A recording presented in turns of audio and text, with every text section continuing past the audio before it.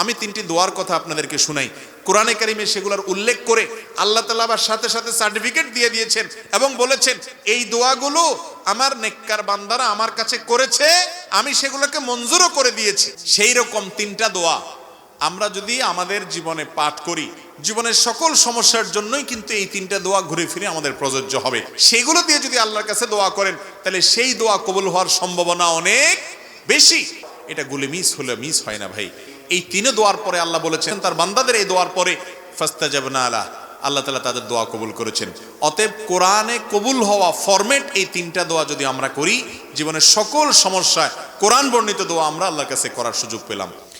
আল্লাহ রাব্বুল আলামিন কোরআনে হাকিমে বলেছেন উদউনি আস্তাজিব লাকুম, তোমরা আমার কাছে দোয়া করো, আমি তোমাদের দোয়া কবুল করব। আল্লাহ রাব্বুল আলামিন বলছেন ওয়াকালা রাব্বুকুম, তোমাদের রব, তোমাদের পালনকর্তা, তোমাদের মালিক বলছেন উদউনি, তোমরা আমার কাছে দোয়া করো, আস্তাজিব লাকুম, আমি তোমাদের দোয়া কবুল করব। শুধু এখানেই আল্লাহ তাআলা শেষ করেননি, এরপরে আরো বলছেন ইন্নাল্লাযীনা ইস্তাকবিরুনা আন ইবাদাতি, যারা আমার ইবাদত থেকে অহমিকা প্রদর্শন করবে অর্থাৎ দোয়া করবে না, সায়াদখুলুনা জাহান্নামা দাখিরিন, তারা জাহান্নামে প্রবেশ করবে। নবী করিম সাল্লাল্লাহু আলাইহি সাল্লাম বলেছেন আদ-দুআ হুয়াল ইবাদাহ, দোয়াই হলো ইবাদত। আমরা যত ইবাদত বন্দেগী করি এই সমস্ত ইবাদতের সার নির্যাস হলো দোয়া। ইমানদারের সারা জীবন হলো আল্লাহর কাছে দোয়ার মাধ্যমে নৈকট্য অর্জন লাভ করার সুবর্ণ সুযোগ। দোয়া হলো ইমানদারের সবচেয়ে বড় অস্ত্র, সবচেয়ে বড় হাতিয়ার। আপনার সমস্ত দুয়ার বন্ধ হয়ে গেছে, কেউ আপন নাই, কাউকে আপন মনে হয় না, আপনি আল্লাহর কাছে দোয়ার জন্য 2 হাত মেলে ধরুন। আপনি ভোর রাতে উঠে যান, তাহাজ্জুদে দাঁড়িয়ে যান, চোখের পানি ফেলেন, আল্লাহর সাথে একটু কথা বলেন, সিজদায় গিয়ে আল্লাহর সাথে কথা বলেন। আল্লাহর চাইতে আপন আর কেউ নাই। ভাইরা আমার, আমরা নিজেদের প্রতি নিজেরা যতটা আপন, নিজেদের প্রতি নিজেরা যতটা দয়ালু মায়ালু, আমাদের রব আমাদের প্রতি তার চাইতে অনেক বেশি মায়ালু। আল্লাহ রাব্বুল আলামিন এরপরও আমাদেরকে পরীক্ষা নেন, অনেক সময় আমাদেরকে কষ্ট দেন, সবর করতে পারলে তার বিনিময়ে মহা পুরস্কার রেখেছেন। এই দোয়া আল্লাহ রাব্বুল আলামিন বান্দার জন্য সবচেয়ে বড় সুযোগ দিয়েছেন। দোয়াটাকেই ইবাদত বলেছেন হাদিসে নবী করিম সাল্লাল্লাহু আলাইহি ওয়াসাল্লাম, আদ-দুআ হুয়াল ইবাদা, দোয়াটাই কি ইবাদত, দোয়াই হলো ইবাদত, ইবাদতের মগজ সার। কিন্তু সে দোয়া আজ আমাদের মাঝে নাই। আমরা দোয়া করাইতে পছন্দ করি, দোয়া করতে পছন্দ করি না। দোয়ার 3টা ভার্সন আছে, একটা হলো দোয়া করা, আরেকটা হলো দোয়া চাওয়া, আরেকটা হলো দোয়া করানো। কয়টা ভার্সন হলো? 3টা। দোয়া করা হলো আপনি আল্লাহর কাছে চাইলেন, এটা হলো দোয়া করা। দোয়া চাওয়া হলো ভাই আপনি আমার জন্য দোয়া করেন, আমি শরীরটা ভালো না, ভালো যাচ্ছে না আমার, আপনি আমার জন্য দোয়া করেন, আমি বিপদগ্রস্ত, আমার জন্য দোয়া করেন, আমার বাবার জন্য দোয়া করেন, তিনি মারা গেছেন, আমার মা অসুস্থ, তার জন্য দোয়া করেন। তাকে নেককার মনে হয়, যে কোনো ইমানদার যে কোনো নেককারের কাছে দোয়া চাইলেন, এটা জায়েজ আছে। নবী করিম সাল্লাল্লাহু আলাইহি সাল্লামের কাছে সাহাবীরা দোয়া চাইতেন, সাহাবীরা একে অন্যের কাছে দোয়া চাইতেন, কারোর কাছে দোয়া চাওয়াতে কোনো দোষের কিছু নাই। তাহলে দোয়া করা এটা তো মূল কাজ, করতেই হবে, আর দোয়া চাওয়াটাও জায়েজ আছে। আরেকটা অপশন হলো দোয়া করানো। করানো বুঝেন কোনটা? করানো মানে হলো যেটাতে পয়সা খরচ হয়, সহজ বাংলায়। দোয়া করানো মানে কি? যে দোয়াতে কি হয়, বাজেট লাগে, বাজেট। দোয়া করাইতে বাজেট লাগে না? যেমন দোয়া করাইতে জিলাপি লাগবে, মিষ্টি লাগবে, নাস্তার প্যাকেট লাগবে, হুজুরের হাদিয়া লাগবে, আগরবাতি লাগবে, তারপরে আপনার গোলাপ জল লাগবে, বাজেট লাগবে। বাজেট ছাড়া সাধারণত দোয়া হয় না, সাধারণত হয় না। তো এই যে দোয়া করানো অর্থাৎ কন্ট্রাক্টারি দিয়ে দোয়া করানো, এটার শিক্ষা নবী করিম সাল্লাল্লাহু আলাইহি সাল্লাম দেন নাই। দোয়াটা আল্লাহর কাছে চাইতে হবে নিজে, করতে হবে নিজে, অথবা কারোর কাছে চাইতে হবে করানো। বিশেষ করে মুর্দার জন্য দোয়া করানো, মা বাবা দুনিয়া থেকে গেছেন, তাদের জন্য দোয়া করানো আমাদের সমাজে আছে না নেই?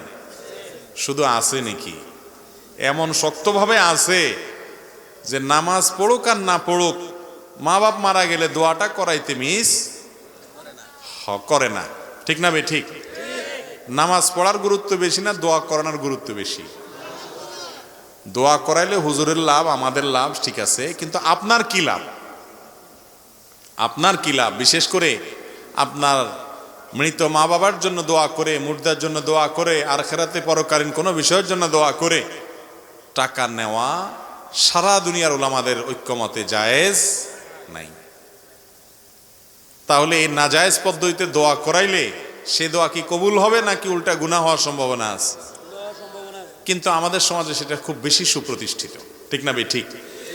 জীবনে মুসলমানের নামগন্ধ তার শরীরে নাই, জীবনে নাই, কিন্তু বাপ মরছে, মা মরছে, চল্লিশা, কুলখানি, 7 দিনা, দোয়ার অনুষ্ঠান পত্রিকায় দিয়া বিভিন্নভাবে শামিয়ানা টাঙ্গাইয়া হইলেও করে। ঠিক না বে ঠিক? আহা, আমরা মুসলমানরা আজকাল ইসলামকে বেশিরভাগ ক্ষেত্রেই বুঝতে ভুল করি। আমার বাবা মারা গেছেন, মা মারা গেছেন, আমি আল্লাহর কাছে চোখের পানি ফেলে দোয়া করব। অন্যদের কাছে দোয়া চাইব, টাকা দিয়া লোক ভাড়া নিয়া দোয়া করানোর শিক্ষা ইসলাম দেয় না, আর এভাবে দোয়া হয়ও না। আপনি আমাকে টাকা বাড়াই দিলে হয়তো আমার চোখে পানি একটু বেশি আসবে, এটা ঠিক, কিন্তু ওই পানিয়ে আপনার মা বাবার কোনো উপকারে আসবে? কারণ এই পানি আল্লাহর ভয়ে না, ওইটা টাকার মায়ায়। যে আমলটা সবচেয়ে বেশি করতে হয়, সবচেয়ে পরিমাণে বেশি করা লাগে, সে আমলটাকে আল্লাহ তাআলা করাটাকে সহজ করে দিয়েছেন, যাতে করে বান্দা সব সময় করতে পারে। এই জন্য আল্লাহর জিকির মুখে উচ্চারণ করবেন বা মনে মনে করবেন, এটার জন্য কি ওযু শর্ত? না। বিনা ওযুতে আল্লাহর জিকির করা যায় কি যায় না? কেন? কারণ জিকিরটা সারাক্ষণ করতে হয়। প্রিয় নবী সাল্লাল্লাহু আলাইহি সাল্লামের জীবনে আপনি যদি তাকিয়ে দেখেন, সুবহানাল্লাহ, জিকির ছাড়া তার জীবনে কোনো কাজই ছিল না, পুরো জীবনই জিকির। ঘর থেকে বের হচ্ছেন বিসমিল্লাহ, ঘরে প্রবেশ করছেন বিসমিল্লাহ, ঘুমাইতে যাচ্ছেন দোয়া, ঘুম থেকে উঠে দোয়া, ঘুম ভেঙে গেছে দোয়া, টয়লেটে ঢুকতেছেন আল্লাহর নাম নেওয়া দোয়া, টয়লেট থেকে বের হচ্ছেন আল্লাহর নাম নেওয়া দোয়া, রাতে শোয়ার আগে অনেক দোয়া, সকালে দোয়া, সন্ধ্যায় দোয়া, বাজারে ঢুকতে দোয়া। এরকম ভাবে জীবনের প্রতিটা পদক্ষেপে, প্রতিটা পায়ে পায়ে, প্রতিটা কাজে কাজে দোয়া আর দোয়া, দোয়া আর দোয়া। যেহেতু সারাক্ষণ দোয়া করতে হয়, সারাক্ষণ জিকির করতে হয়, এই জন্য জিকিরেও অজু লাগে না, দোয়াতেও অজু লাগে না। অজু থাকলে ভালো, পবিত্র অবস্থা দোয়া করা অনেক বেশি ভালো, উত্তম। দোয়া কবুল হওয়ার জন্য জোরালো আশা করা যায় অজু থাকলে, কিন্তু বিনা অজুতেও দোয়া করা যায়। কেন? কারণ দোয়া এমন একটা জিনিস যেটা মানুষের সারাক্ষণ করতে হয়। একজন মানুষ শুয়ে আছেন, তিনি এই শুয়ে ঘুম আসছে না, তিনি আল্লাহর কাছে দোয়া করতে পারেন, তার নিজের জন্য, অন্যদের জন্য, জীবিতদের জন্য, মৃতদের জন্য আল্লাহর সাথে কথা বলতে পারেন। দোয়া হলো আল্লাহর সাথে কথা বলার সুযোগ। ভাইরা আমার, এই সুযোগটা আজ আমরা অনেকেই হাতছাড়া করি। ইমানদারের সবচেয়ে বড় অস্ত্রটা আজ অব্যবহৃত থেকে যায়, আমরা ব্যবহার করি না, সেটা হলো দোয়া। আল্লাহর কাছে দোয়া করবো তো ইনশাআল্লাহ সব সময়। আপনার যদি হালাল উপার্জন থাকে, আপনি যদি হালাল বক্ষণ করে দোয়া করেন, আপনি যদি আল্লাহর কাছে হারাম কোনো দোয়া না করেন, আপনি যদি দোয়া করার পরে হুলস্থুল না করেন, কবুল হলো না কেন এই কথা বলে, আপনি যদি আল্লাহর কাছে কায় মনোবাক্যে, অন্তরের গভীর থেকে বিনয়ের সাথে, মনোসংযোগের সাথে, খুশুর সাথে, আন্তরিকতার সাথে আল্লাহর কাছে যদি দোয়া পেশ করেন, দোয়াতে যদি নবী সাল্লাল্লাহু আলাইহি ওয়াসাল্লাম দুরূদ পেশ করেন, আল্লাহর প্রশংসা করেন, আপনার ওই দোয়া গুলি মিস হলেও মিস হওয়ার কোনো কারণ নাই। আপনি দোয়ার উপকারিতা বা ধাক্কা অনেক সময় অনেক পরে দেখবেন। আল্লাহর বিভিন্ন নবী রাসূলদের দোয়ার কথা এই কোরআনে আছে। আল্লাহ রাব্বুল আলামিন উল্লেখ করেছেন, হয়তো কখনো কেউ দোয়া করেছেন, কবুল হয়েছে অনেক পরে এসে। আছে না নাই? আমরাও নিজেরা যখন দোয়া করি খেয়াল করবেন, শেখ শারবি রাহিমাহুল্লাহ তিনি একটি কথা বলতেন যে আমরা অনেক সময় দোয়া করার পর দেখা যায় দোয়া করছি আরো 10 বছর আগে, এরপরে আমি ছেড়েও দিছি দোয়া, ভুলেও গেছি দোয়া যে করছি, 10 বছর পরে সেই জিনিসটা পেয়ে গেছি যেটা আমি 10 বছর আগে আল্লাহর কাছে চাইছিলাম। এরকম অনেক সময় হয় কি হয় না? আমরা ভুলে যাই, কিন্তু আমাদের মালিক ভুলেন না। এই জন্য বুদ্ধিমান ইমানদার দোয়া করতে থাকবে, দোয়া করতে থাকবে। মানুষের কাছে কিছু চাইলে সে নাখোশ হয়, নারাজ হয়। আল্লাহ রাব্বুল আলামিন এর উল্টা ভাই, যত বেশি চাইবেন তত বেশি তিনি খুশি হবেন, সন্তুষ্ট হবেন। ডিপ্রেশনে ভুগছেন, পেরেশানিতে আছেন, খুব বেশি দুশ্চিন্তায় আছেন, কোনো কিছু ভালো লাগছে না, আল্লাহর সাথে একটু কথা বলেন। আল্লাহ, আপনি আমার সৃষ্টিকর্তা, আপনি আমার মালিক, আপনার কাছে আমার ফিরে যেতে হবে। আপনার কত অবাধ্য হয়েছি, কত নাফরমানি করেছি, কত সীমালঙ্ঘন করেছি, কত নির্দেশ অমান্য করেছি, কত নিষেধ লঙ্ঘন করেছি। আল্লাহ, এগুলোর জন্য পাকড়াও করলে আমার কোনো উপায় থাকবে না। মালিক, এখনো নাকের ডগা নিঃশ্বাস আছে, এখনো ক্ষমা চাওয়ার সুযোগ আছে। আপনি ক্ষমা চাইলে ক্ষমা করে দেন। আমি তওবা করছি, আর কখনো নির্লজ্জ কাজ করব না, আপনার নাফরমানি করব না। আপনি আমার অমুক পাপটা মাফ করে দেন, তমুক পাপটা মাফ করে দেন, আমাকে পাপ থেকে বাঁচায় রাখেন। আল্লাহ, আপনি আমাকে হেফাজত করেন। আপনি হেফাজত না করলে আমি নিজে নিজে বাঁচতে পারবো না। মালিক, আপনি রহম করেন। আল্লাহর সাথে একটু কথা বলেন। আল্লাহর কসম, সালহাতু সঙ্গে বুদি দিল খারাস, আজমুদে এক জামানা খাকে বাস। পাথর হয়ে বহুদিন ছিলেন ভাই, একটু আল্লাহর সাথে কথা বলেন, চোখের পানি ফেলেন, দোয়া করেন। বিশেষ করে ভোর রাতের দোয়া, ভোর রাতের দোয়া, এটা গুলি মিস হলে মিস হয় না ভাই।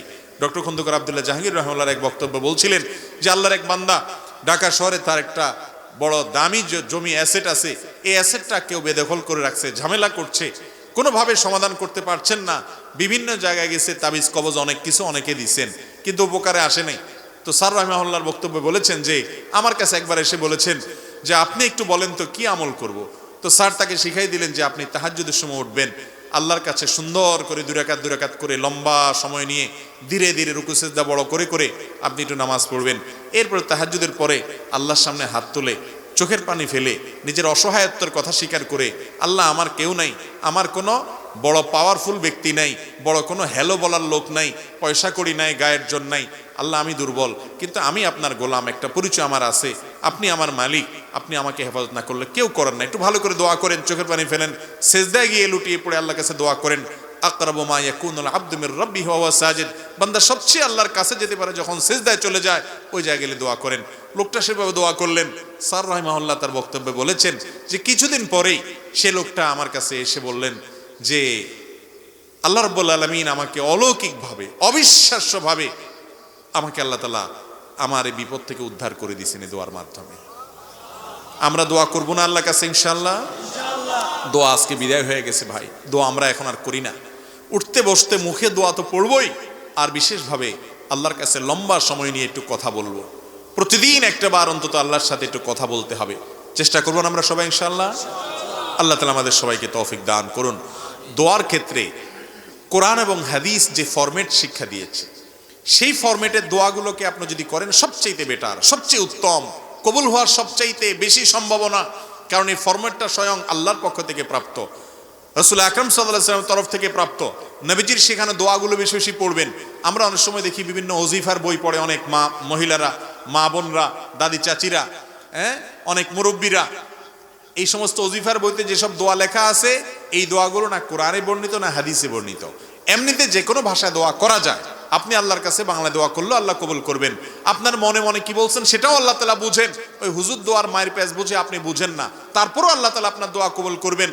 আপনি গুনাহগার, আপনার দোয়া কি কবুল হবে? এই চিন্তা করে যারা দোয়া থেকে দূরে থাকছেন, নিশ্চিত থাকেন আপনাকে দূরে রাখছে স্বয়ং ইবলিস।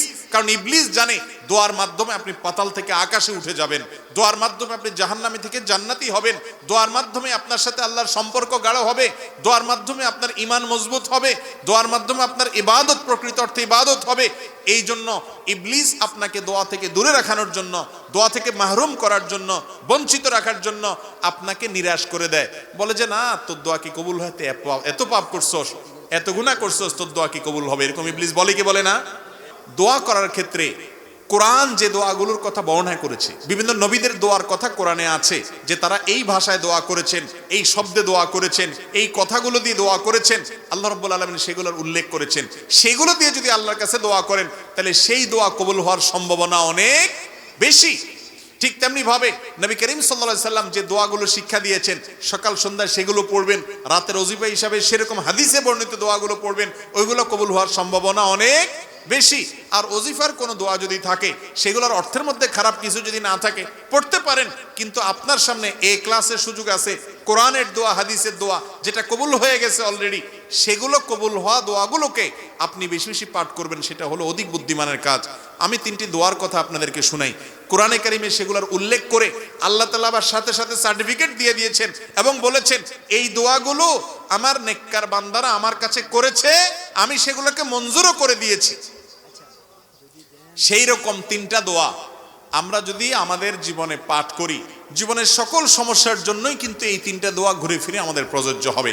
তার একটা হলো কঠিন বিপদে, কঠিন মুসিবতে রক্ষার যখন কোনো পথ খোলা নেই, দেয়াল যখন পিঠের সাথে লেগে গেছে, এরকম সময়ে আমরা দেখেছি আল্লাহর একজন নবী ইউনুস আলাইহিস সালাম আল্লাহর কাছে কিছু বাক্য বলে প্রার্থনা করেছেন।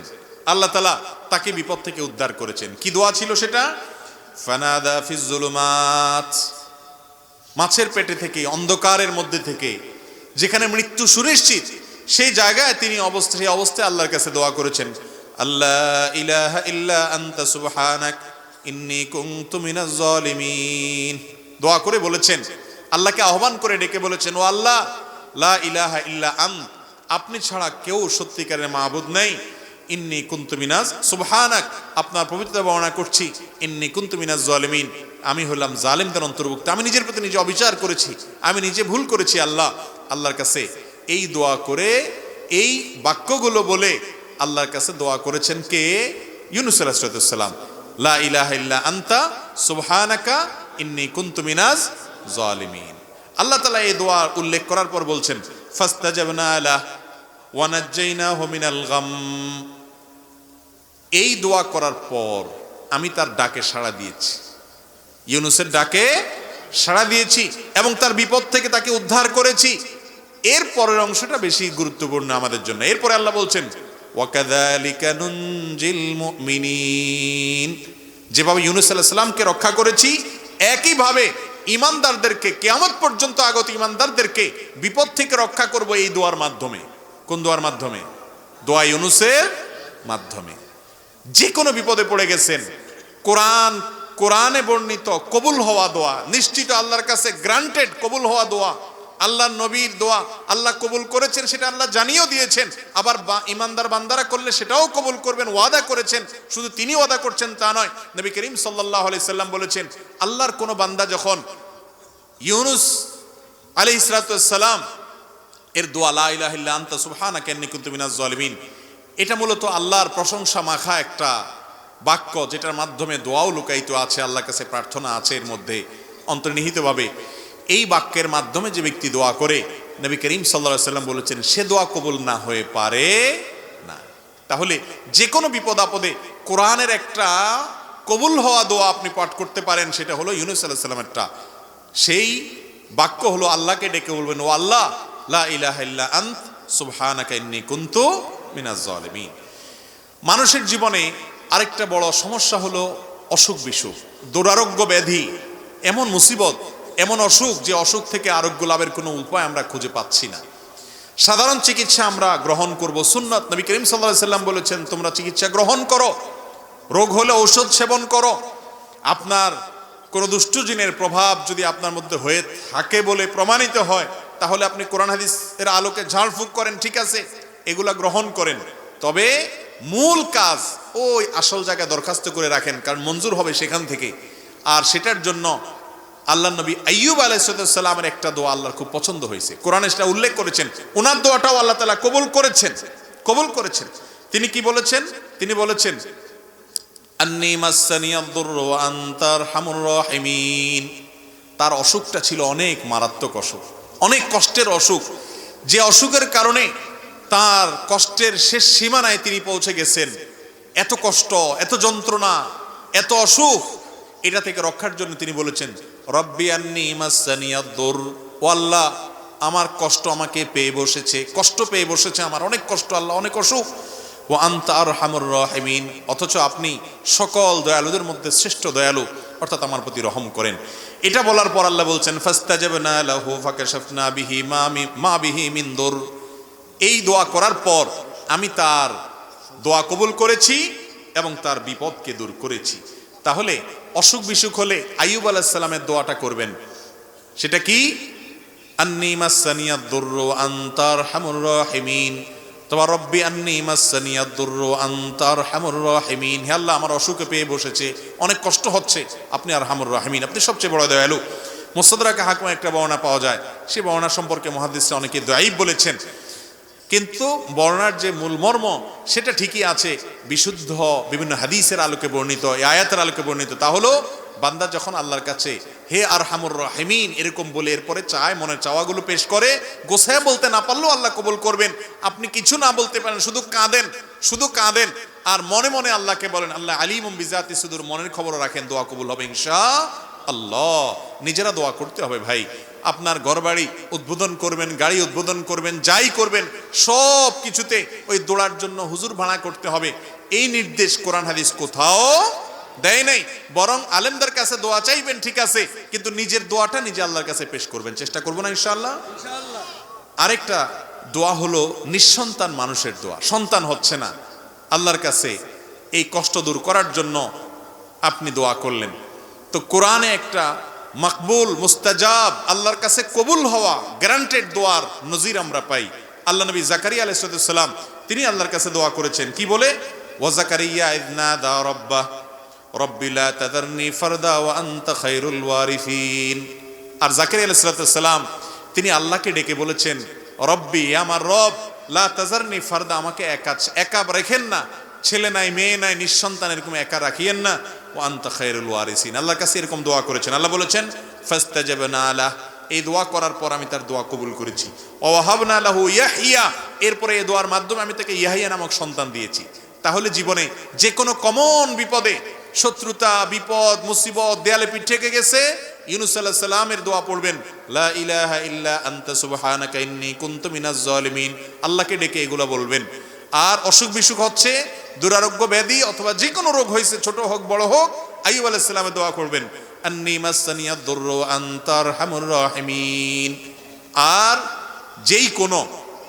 যে কোনো মানুষ নিঃসন্তান অথবা সন্তান হচ্ছে, মনে মতো হচ্ছে না, ছেলে হচ্ছে, মেয়ে হচ্ছে না, আল্লাহর কাছে দোয়া করবেন জাকারিয়া আলাইহিস সালামের দোয়া। সেটা কি? রব্বি লা তাযারনি ফারদা ওয়া আনতা খায়রুল ওয়ারিসিন। এই তিন দোয়ার পরে আল্লাহ বলেছেন, আমার নবীরা অমুক অমুক এভাবে, আমার আল্লাহ বলেছেন তার বান্দাদের এই দোয়ার পরে ফাস্তাজাবনা লাহ, আল্লাহ তাআলা তাদের দোয়া কবুল করেছেন। অতএব কোরআনে কবুল হওয়া ফরম্যাট এই তিনটা দোয়া যদি আমরা করি, জীবনের সকল সমস্যায় কোরআন বর্ণিত দোয়া আমরা আল্লাহর কাছে করার সুযোগ পেলাম। চেষ্টা করবো না ইনশাআল্লাহ?